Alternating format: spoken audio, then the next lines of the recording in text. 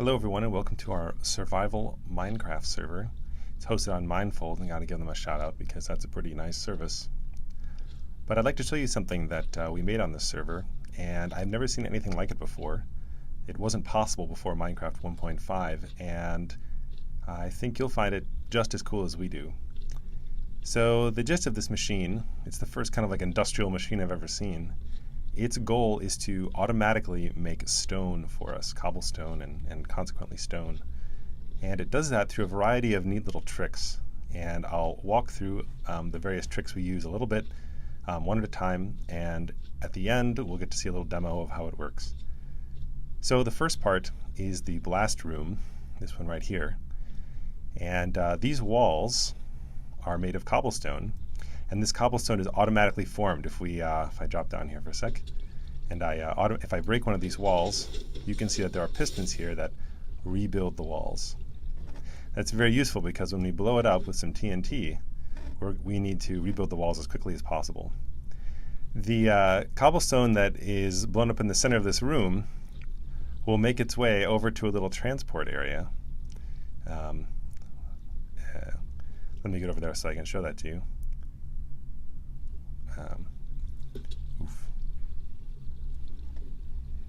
Let's see, I'm just a little bit lost here. A little embarrassing. Okay, yeah. So when the cobblestone is destroyed, it makes its way through this little stream down here into this hopper, into this little buffer, and back into this hopper, and into this minecart.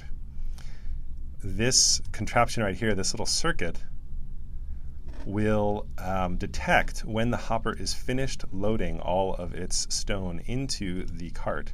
And once that happens, it will send the cart all the way along this track right here. Now the cart will zip its way along. Of course, in the modern Minecraft way, we need a bunch of these boosters in order to make it all the way up this big hill. But the minecart makes its way all the way through here and to an equivalent circuit on this side, which holds the cart at this point until it's finished emptying. And the stone that's over here will fall into this buffer here via this hopper, and will make its way along this these droppers into our little furnace thing, which is constantly converting stone into cobblestone into tons of stone for us, and anything else we decide to throw in there.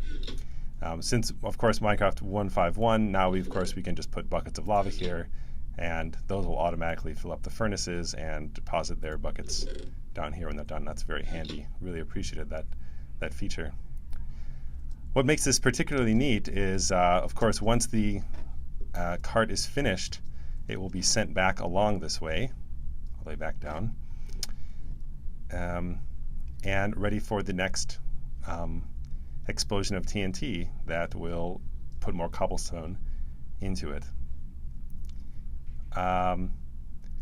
This thing is not just it's not just push a button and fire a thing of TNT though. It actually is smart enough to detect when the walls are finished building, and then to drop another thing of TNT down. And we do that via this kind of awkward circuit here, which is kind of a bunch of ands and a little kind of safety delay right here to make sure we don't launch two TNTs at the same time. But anyway, we'll launch a second TNT, and the whole process will start again automatically. So as long as we keep this dispenser filled with TNT, we will keep getting cobblestone. So to kind of show you how that works, let's just flick this on, and we'll leave it on this time. TNT explodes, and the walls immediately start rebuilding.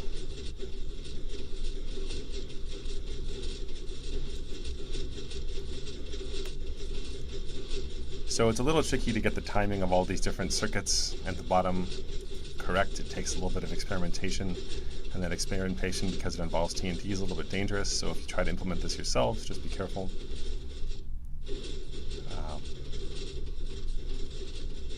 Note that we also have a little safety mechanism to make sure that we don't launch two TNTs in such close succession that they end up shooting one TNT back up at us, because it turns out that's pretty bad for the glass that I'm standing on.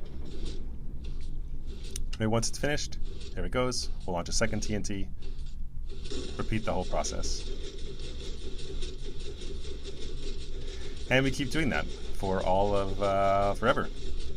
Meanwhile, just to kind of show you where all that cobblestone is going. Meanwhile, all of that delicious cobblestone is heading down this little water conveyor belt right here into this hopper, into this buffer, and it's of course getting just buffered up in the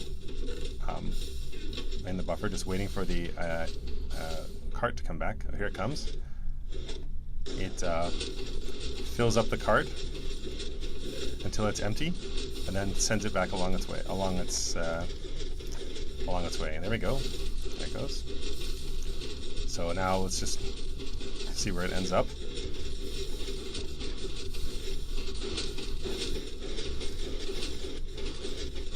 As you'll notice, this machine is kind of loud and obnoxious, so you may want to put it somewhere farther away from your base than we did. It's kind of obnoxious to listen to it all the time. Anyway, it runs its way up here. The cart has already beaten me and dropped off all of its stuff. Oh, here it comes. There it is. Dropped off just a couple things. Into here, which gets into here, which gets into this dropper. And this circuit right here is really simple. It just pumps this little dropper chain until it's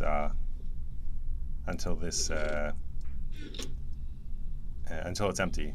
And that's great because then you don't hear the click, click, click, click, click of it, trying to trigger it when it's empty.